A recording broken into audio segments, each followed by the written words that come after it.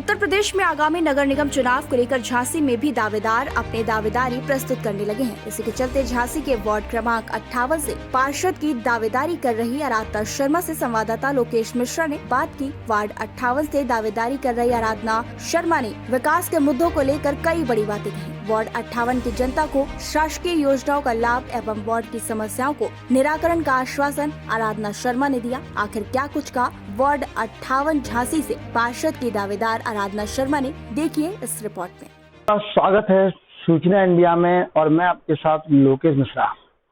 जैसा कि आपको पता है कि आगामी महीनों में नगर निगम के चुनाव उत्तर प्रदेश में होना है और इसी चुनाव को ध्यान केंद्रित करते हुए हम प्रत्येक वार्ड में जा रहे हैं, वार्डों के हालातों को भी देख रहे हैं और जो दावेदार है उनसे बात कर रहे हैं। और इसी बीच आज हम वार्ड क्रमांक 58 झांसी के जो दावेदार हैं उन दावेदारों के बीच जाकर हालचाल पूछ रहे हैं। लेकिन इस वक्त हम आए हुए हैं आराधना शर्मा जी के पास। उनसे जानना चाहेंगे कि जो जनता उनका नाम ले रही है कि वो दावेदार हैं, भाई इस बार जनता का उन्हें समर्थन मिल रहा है, लेकिन हम जानना चाहेंगे उनसे ही कि आखिर क्या हकीकत है, क्या वो राजनीति में जाना चाहती हैं। तो बात करते हैं आराधना शर्मा जी से। मैडम, आपका सूचना इंडिया में स्वागत है। नमस्कार भैया। मैम, जहां तक अभी जो जानकारी मिल रही है कि वार्ड जो 58 झांसी का है उसके लिए आपकी भी दावेदारी के आंकड़े सामने आ रहे हैं, क्या कहना रहेगा, कहाँ तक सही है? जी, जहाँ तक आपने बोला बात तो सही है और दावेदारी हो भी रही है। काफी लोग बोल रहे हैं कि इस बार आप चुनाव के क्षेत्र में उतरिए क्योंकि आप काफी सक्रिय रहते हैं। इस वजह से कहीं ना कहीं आपकी बात सही है। मैम, अगर दावेदारी की बात की जाए और कार्यों की बात की जाए, आकलन किया जाए, आप लगभग 20 वर्षों से शिक्षा के क्षेत्र में अग्रणीय हैं। कई बच्चों का भविष्य आपके विद्यालय के माध्यम से बना है, लेकिन आज की जो राजनीति है वो कहीं ना कहीं देखी जा रही है कि वादे तो होते हैं पर उन पर खरा नहीं उतर पाता है कोई। तो आपके ऐसे क्या वादे हैं, ऐसे क्या उद्देश्य हैं कि वार्ड जो 58 है वो जनता आप पर भरोसा कर सके? जी देखिए, है क्या कि परेशानियां तो वार्ड नंबर 58 में काफी हैं, जैसा कि मैंने महसूस किया है। तो साफ सफाई की व्यवस्था जो है वो प्रॉपर नहीं है। जब मैं यहाँ से निकलती हूँ तो देखती हूँ एरियाज को, तो गंदगी बहुत पड़ी होती है और नालियों का जो कूड़ा है वो साफ नहीं होता है, जिसके कारण बारिश आने से ओवरफ्लो हो जाती है। तो आवागमन में बहुत ज्यादा दिक्कत होती है, लोगों को परेशानियों का सामना करना पड़ता है। इस वजह से साफ सफाई की व्यवस्था भी प्रॉपर नहीं है। सेकेंडली है कि यहाँ नल एक टाइम आ रहा है जिससे कि लोगों को परेशानी होती है। जैसे जो वर्किंग करते हैं जो लोग, तो उनको सुबह सुबह जो नलाते हैं तो वो अपना नहीं प्रॉपर पानी भर पाते हैं। हाँ, तो शाम को, मतलब मेरा कहने का मतलब ये कि दोनों टाइम नलाना चाहिए जिससे कि वो लोग अपना पानी प्रॉपर तरह से भर पाए और उनके काम सुचारू हो सके। और थर्ड जो समस्या है, जो बहुत बड़ी समस्या है यहाँ की, वो है पार्किंग की व्यवस्था। कंजेस्टेड होने के कारण यहाँ पर आए दिन व्हीकल्स वगैरह आते रहते हैं। पार्किंग की से होनी चाहिए तो वो भी अभी नहीं है। तो ये सारे के सारे जो हमारे ये कार्य क्षेत्र में जो चल रहा है, जैसा हमारे मन में आए, तो इसी को कहीं ना कहीं सॉल्व करने के लिए हमने ये विचार बनाया कि आगे जब हमें यदि मौका मिलता है तो इस पर हम विशेष कार्य करेंगे। मैम, जहाँ तक देखा जाए तो और भी कई लोग अपनी दावेदारी बताएंगे। इससे पहले भी जो वार्ड पार्षद रहे जिन्होंने ऐसे वादे किए होंगे, क्या आप उन वादों को कहाँ तक सफल देख रही हैं, कहाँ तक सफल है?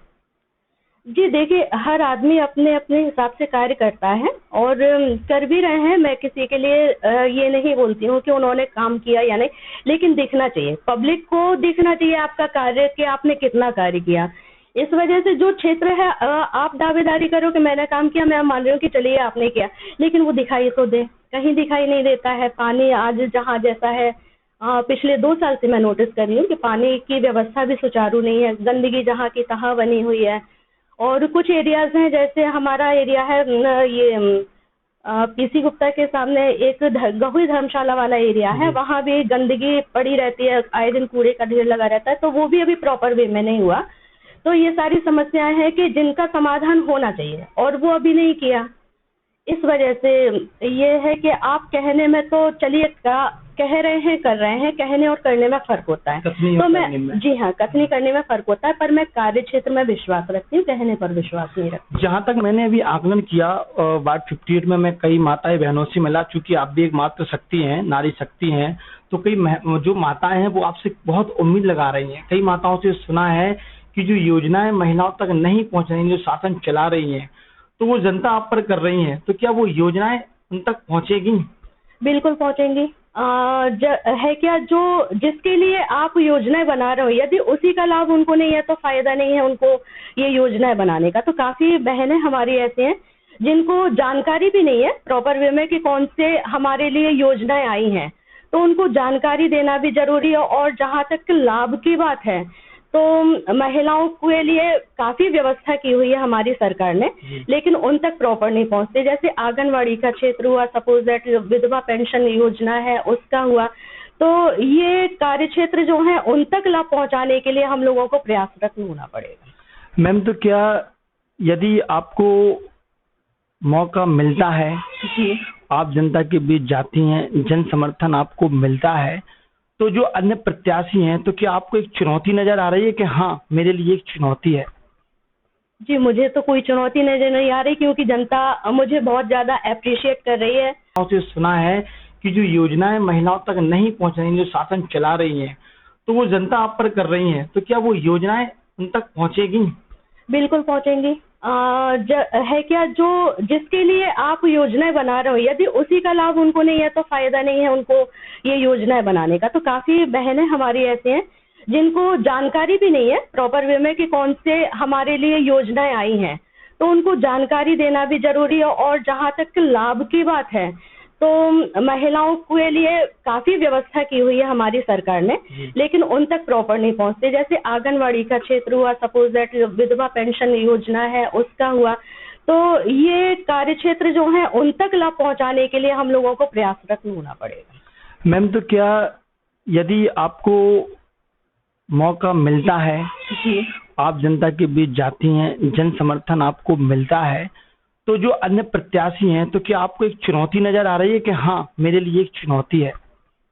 जी, मुझे तो कोई चुनौती नजर नहीं आ रही, क्योंकि जनता मुझे बहुत ज्यादा अप्रिशिएट कर रही है और जनता मुझे लगातार समर्थन दे रही है। तो मुझे तो नहीं लगता है कि मेरे सामने कोई दावेदारी कर रहा है या मैं किसी के लिए, मतलब कोई मेरे लिए चुनौती के रूप में है, मुझे तो नहीं। जाते जाते सूचना इंडिया न्यूज चैनल के माध्यम से बाढ़ वासियों के लिए क्या संदेश रहेगा? बाढ़ वासियों के लिए संदेश यही है कि सबका साथ सबका विकास। यदि आप हमें साथ, आपका साथ हमको चाहिए। विकास के लिए कोई एक अकेला व्यक्ति नहीं होता है, एक टीम होती है।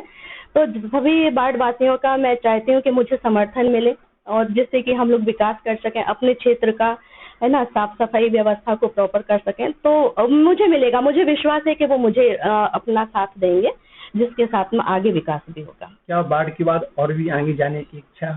ये ऊपर वाले की इच्छा, ऊपर वाला जहाँ तक ले जाएगा मेरी इच्छा वैसे ही ऊपर वाले के अकॉर्डिंग रहेगी। ऊपर वाला जो और पार्टी जो मुझे काम देगी या समाज के लोग जिस उद्देश्य से मेरे साथ जुड़े हैं, अगर उनको लगता है कि मैं उनके उद्देश्य को पूरा करूंगी तो आगे तक जाऊंगी। तो ये थी आराधना शर्मा, अपने विचारों को सुना सूचना इंडिया न्यूज चैनल के माध्यम से। मैं भी यही कहना चाहूंगी कि जो भी प्रत्याशी आपके बीच रहता हो, एक फोन कॉल पर आपके बीच उपस्थित रहता हो, जिस प्रकार एम्बुलेंस एक कॉल पर आ जाती है, ऐसे प्रत्याशी को आप अपना समर्थन दें, उन्हें आगे बढ़ाएं। हालांकि लोकतंत्र है, चुनने का अधिकार जनता का है और जनता ही तय करेगी कि उनका अगला दावेदार कौन होगा। इसी प्रकार की खबरों को देखने के लिए जुड़े रहिए सूचना इंडिया के साथ। मैं झांसी से सहयोगी प्रहलाद साहू के साथ लोकेश मिश्रा।